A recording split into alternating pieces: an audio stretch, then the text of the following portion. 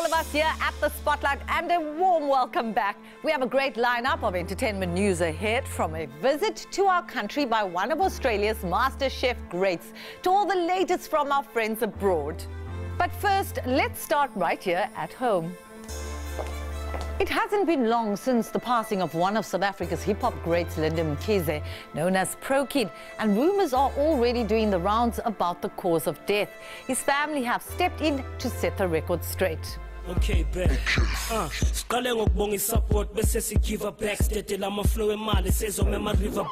While it was initially reported that the star had died of a severe seizure, since then reports have surfaced suggesting the star may have been using drugs. This week, his family dispelled those rumours after an autopsy revealed the 37-year-old suffered from intestinal bleeding of the pancreatic duct. ProKid will be laid to rest this week.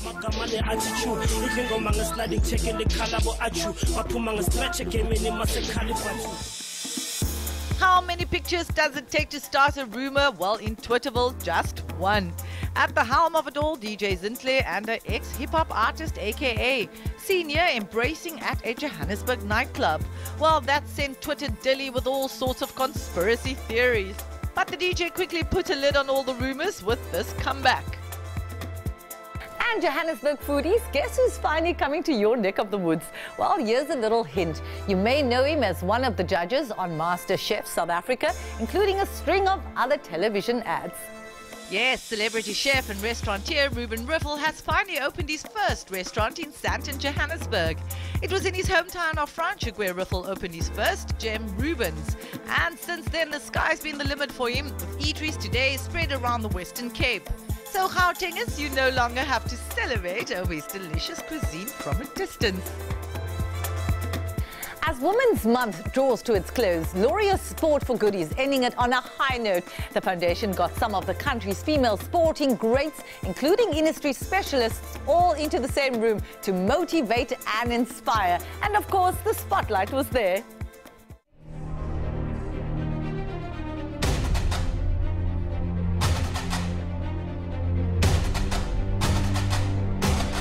The Lauria's Sport for Good Foundation aims to recognize the achievement of sporting heroes, and today they're doing just that. Female sporting frontrunners came together to discuss the challenges women face in what's perceived to be a male-dominated industry, and also to remind everyone that they're a force to be reckoned with. And with sporting codes that include cricket to soccer and netball, they're showing that the ball is firmly in their court. What inspired me to play soccer was my cousin, actually. He was the one that really sort of dragged me from home so that we can go play soccer. But I guess then it was just the love of it, and I probably had a natural talent to do so, because I then continued to pursue a footballing career. Coming from Khayelitsha and coming from a poor background, for me really, it shows any other girl child who is in a disadvantaged area that definitely through sport it can really change your life, because it did change my life.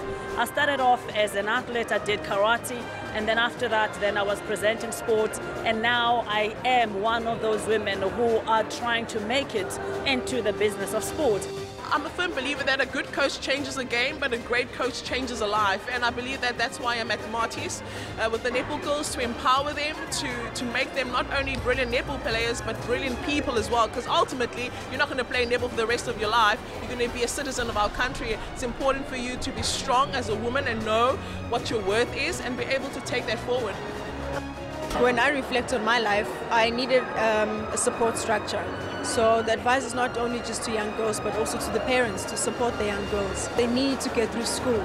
We're not in South Africa, unfortunately, we're not at the level of a professionalized league or professionalized careers as female athletes. So it's important to get through school, get through university, probably even enroll in an institute, in a tertiary institute that endorses a student athlete. It doesn't matter where you start, it really matters what you do in the journey and where you finish. Here's to the future of females in sport.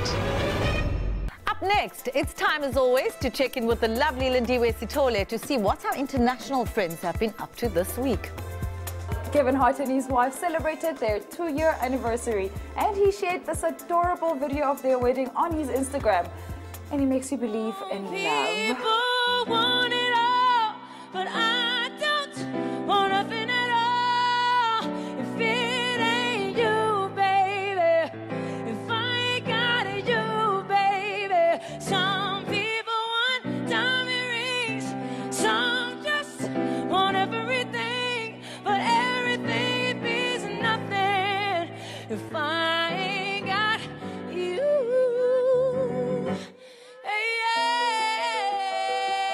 The throwback video shows the Lovebirds dancing to If I Ain't Got You by Alicia Keys. Hart also posted this beautiful snap of him and Aniko Parrish. I've been so many places in my life and time. Tributes continue to pour in for Queen of Soul Aretha Franklin, who died at the age of 76. Franklin was well known for her song Respect and has more than 20 US #1 hits. She's credited for inspiring the likes of Beyonce, Whitney Houston, and others in the industry. She became the first woman to be inducted into the Rock and Roll Hall of Fame. Want to meet Gal Gadot, aka Wonder Woman? Here's how.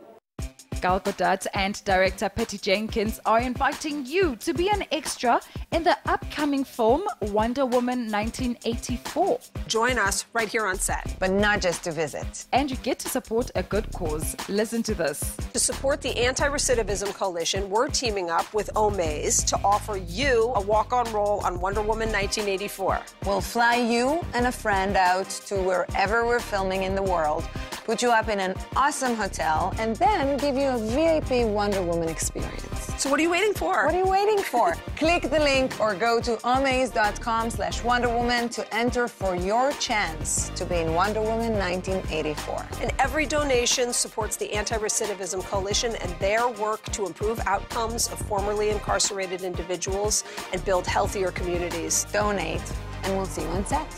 Ciara shot an African-inspired music video in Soweto for her new single, Freak Me, featuring Nigerian artist Techno. Loving on your body, yeah. Sisi made sure that she used a local team for her production, from the dancers to the choreographer and the stylists. In some parts of the video, we see her on Vilakazi Street in Soweto. Then she changes location and is on a set that looks like a desert. Ciara goes on to say that the song was inspired by Nigerian singer Tiwa Savage.